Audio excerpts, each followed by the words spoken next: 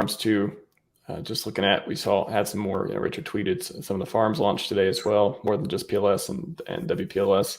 Got stuff. Apparently they're trying to attract people to bridge stuff over here, even though the bridge is, a little hard to use right now. However, gas bridge .anvil.app rewinds to the beginning if you want to hear more about that. But what does it? So earn incentive token. Looks like the APR is crazy right now because it's not nowhere near the participation as there has been the last few days in this one.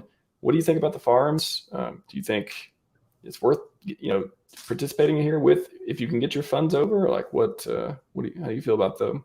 I mean, if you have enough to kind of make a dent, and like the APR, it's because that's annualized. So divide that by 365, and that's like today's yield. And so, if you have those assets, then and you can get them over there, then that's a good deal.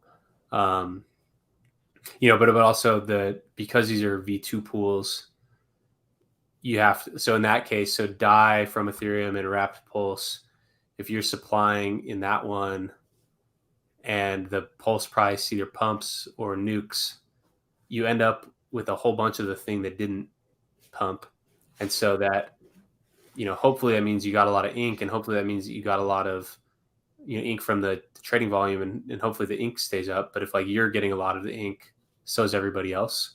And so, like in those types of pools, you hope that price stays kind of bound to a range and the volumes are high, and then not too many other people are also providing liquidity.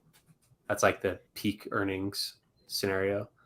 But maybe, let's see, the Hex from Ethereum and Wrapped Pulse, maybe that one would be a good one because like maybe those two kind of grow together. But I don't know. I mean, that could be the opposite. Like, what if Hex underperforms USDC and Wrapped Pulse overperforms USDC? Then in that case, that spread is a lot higher, and that impermanent loss may be a lot higher there. And so maybe probably, I don't know. I like the Wrapped ETH versus Wrapped Pulse one because, like, I think that those will probably both go up together. Maybe Pulse has some more upside just because it's higher risk, so higher reward capacity. But it's kind of also tapered by just this sheer amount of people that sacrifice for it. Because like that's like a bit, however many hundreds of millions of dollars that went into it, that is hundreds of millions, not including the like OA and like OA related Hex stuff. That's like hundreds of millions of dollars. It's not on the bid. Like that's not bidding the price up. That's kind of like pre-allocated supply. So that's probably the only thing mainly tapering the PLS is that. So, but I mean, growth counters that, new people and new use cases that, consume PLS or require you to have it. That's kind of the counter to that. And time too, it's just like as the supply gets recirculated and as people lock it up as validators, people locking it up in these non-USDC pools, even though all the pools, I mean, the routing kind of blends them all together.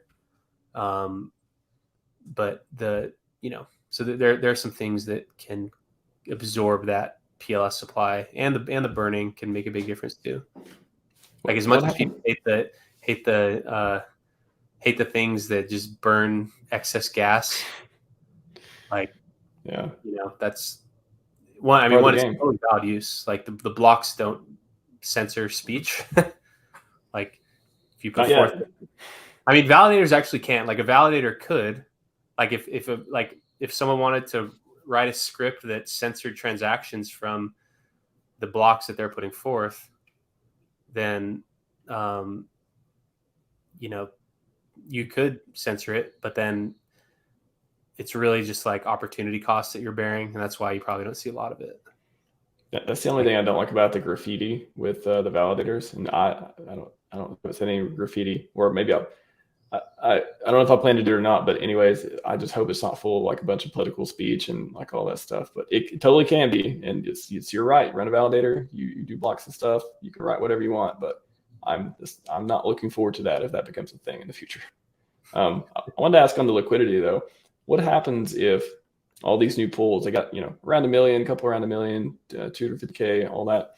What happens if they get too close to where the PLSX and WPLS is? They get close to 10, 20 million. Like what effect will it have on the system? Wait, sorry, I didn't hear. What happens when the liquidity goes way up? It gets closer to like 20 million instead of 1 million, half a million, stuff like that on these new pools.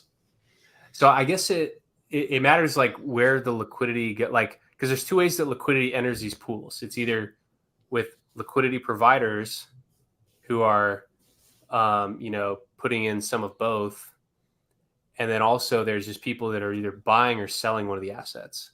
So like buying with like new cash coming in, it's like you're putting in some of one of the thing and you're taking out some of the other.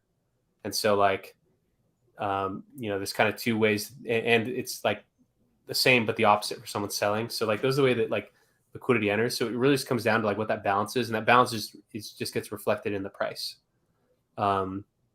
So more liquidity probably makes less volatility. Makes like say you sell $100,000 worth.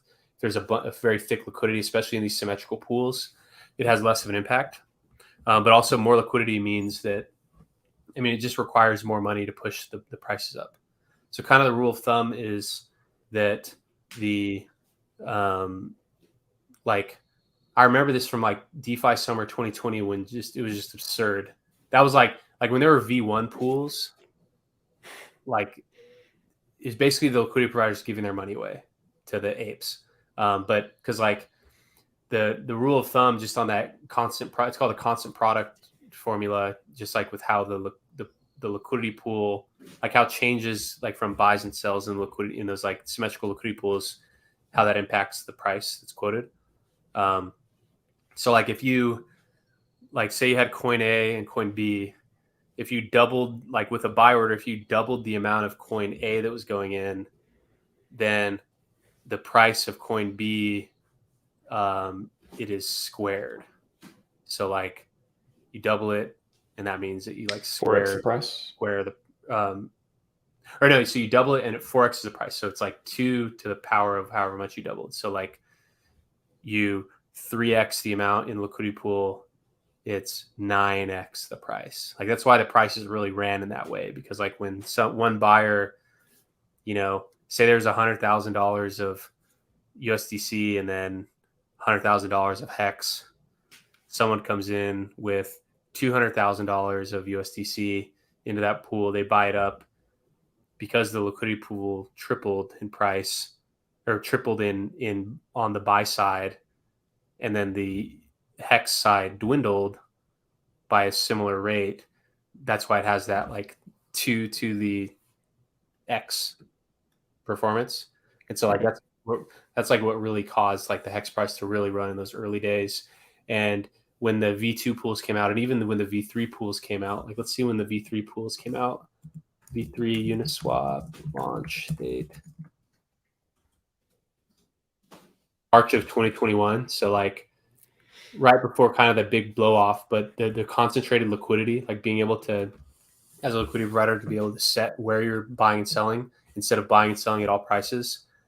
You could say that perhaps contributed to some of like, just like the tapering off of the, because like the bull market, for hexagons, the bull market ended in like, peaked in like September. So that's like what, like 6 months after the V3 pools happened. But for like other markets, what was the Ethereum? Like when did Ethereum peak? Like November. Okay, that's like November of 2021. And so like the V3 pools, like they kind of put an end to like this heyday of these symmetrical pools, which maybe will be kind of introduced here. But I could see over time that PulseX introducing V3 pools. For sure. Yeah, I think the working theory is like V2 is good for the newer network for volatility. and for other metals. And then later on, I could totally see Richard selling, hey, everyone, PulseX is getting an upgrade, V3, and then launches that. Like, it makes sense because the things will be more stable and better for the longevity, I guess, of the network and trading and stuff. Mm-hmm.